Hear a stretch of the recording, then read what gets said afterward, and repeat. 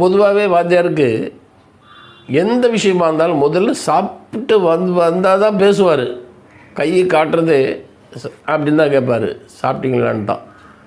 அப்படி எல்லோரையும் சாப்பிட வச்சு அழகு பார்த்த ஒரு புண்ணியமான எவ்வளோ ஒரு பைத்தியக்காரன் எதையும் சொல்கிறாங்கிறதுக்கு பதிலெல்லாம் சொல்கிறது எனக்கும் கேவலமாக தான் இருக்குது.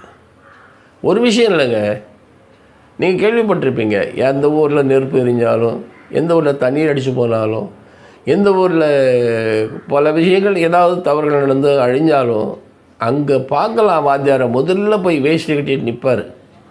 அந்த ஒரு செயல்பாடு, அந்த ஒரு துணிச்சல், அந்த ஒரு தர்ம குணம் எத்தனை பேருக்கு இருக்குதுன்னு எனக்கு சொல்ல தெரியல. இருக்கலாம், ஆனால் எனக்கு தெரியல. அன்றைக்கி ராத்திரி அந்த ப்ரொடியூசர் போய் மன்னிப்பெல்லாம் கேட்டு மறுநாள்லேருந்து